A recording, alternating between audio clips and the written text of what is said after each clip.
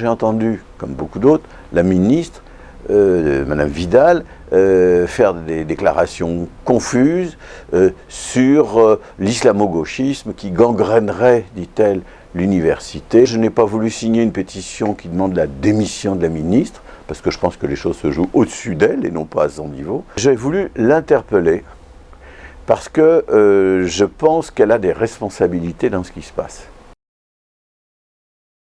Il y a plusieurs choses dans le mot islamo-gauchiste. Il y a d'abord le mot lui-même, enfin l'expression elle-même. Elle est assez malsaine, et je vais vous dire pourquoi. Elle est malsaine parce que islamo, ça ne veut pas dire islamismo. C'est islam. C'est donc tous les musulmans qui sont dans le collimateur de ceux qui dénoncent l'islamo-gauchisme. Ça, c'est très grave. Et donc, dilatation à partir de l'islamisme, dilatation à tous les musulmans. Premier morceau de cette expression. Et deuxièmement, gauchisme, ça a l'air de dire que c'est un problème de dérive d'une toute petite partie de la gauche, c'est juste le gauchisme. Or, en réalité, ceux qui attaquent l'islamo-gauchisme attaquent toute la gauche. Et donc là, ce n'est pas une dilatation, c'est le contraire. Donc oui, c'est un artefact qui, à mon avis, est déjà en lui-même assez étrange. Ensuite, est-ce qu'il y a vraiment des lieux où la promotion de l'islam et la promotion des idées de gauche marchent ensemble à partir des uns ou des autres? Alors, moi j'ai été regardé dans l'université, je ne vous parle pas d'ailleurs. C'est quand même extrêmement minoritaire. C'est quand même une petite chose. Je ne dis pas que c'est totalement inexistant, mais enfin, ça n'est quand même pas la grande affaire. Et donc, je pense que reprocher à l'université d'être, comme a dit la ministre, gangrénée, c'est quand même un mot lourd, gangrène, on naturalise les problèmes, on en fait une maladie. Bon, et appeler ça l'islamo-gauchisme, là je pense que c'est utiliser une mauvaise expression en elle-même pour dénoncer un problème qui n'existe pratiquement pas. Et donc, ça fait beaucoup.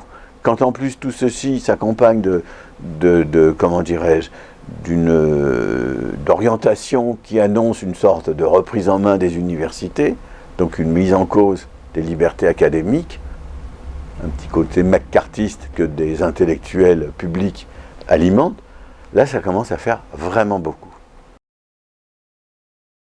Ceux qui n'y connaissent rien parlent des études postcoloniales comme si c'était la pire des abominations, ou d'ailleurs au contraire comme si c'était la plus belle chose au monde. La réalité c'est que c'est compliqué, les études postcoloniales. Mais en France, elles ne sont pas si vivantes que ça, contrairement à ce qui se dit. Et donc je plaide non pas pour moins, mais pour plus de recherche en matière d'études postcoloniales, ou d'études décoloniales, et ce n'est pas exactement la même chose. Donc je plaide aussi pour qu'on ne mélange pas tout, qu'on ne confonde pas tout, qu'on ne mette pas dans le même sac comme ça des gens très différents. Un certain nombre de chercheurs, en tout cas, s'intéressent à la notion d'intersectionnalité. Ça veut dire quoi? Ça veut dire qu'une personne qui cumule les discriminations, parce qu'elle est femme, de couleur, pauvre, handicapée, musulmane, enfin imaginez toutes les discriminations possibles qu'on puisse rencontrer dans un pays comme la France, eh bien cette personne, ce qu'elle vit, c'est plus que la simple addition des discriminations. Toutes ces discriminations font système entre elles. Et c'est ce qu'on appelle l'intersectionnalité. L'idée n'est pas idiote.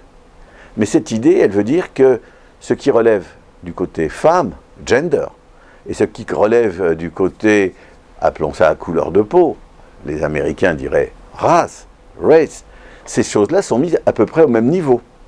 Et puis ce qui relève de la pauvreté, des injustices sociales, également. Or, certains chercheurs, dans les post-colonial studies, disent la grande affaire, c'est la race. Le reste vient après, est secondaire. Donc, tous les chercheurs qui s'intéressent à participer de cette vie scientifique post-coloniale, les uns sont plutôt dans l'intersectionnalité où se croisent les discriminations, les autres disent non, priorité à la race. D'autres d'ailleurs disent priorité au gender, au thème des femmes. Donc vous voyez, tout ça c'est un univers compliqué, c'est un univers qui produit des choses élaborées, pas toujours, théorisées, pas toujours bien sûr, mais qui forment un ensemble vivant, contradictoire, et je trouve que nous avons à gagner à discuter entre nous, à l'intérieur d'un univers comme celui-là, mais aussi à l'intérieur de l'univers beaucoup plus large que sont les questions de racisme, d'antisémitisme. Quels sont les plus ardents acteurs de polémiques qui reposent sur autre chose que la connaissance du travail de recherche?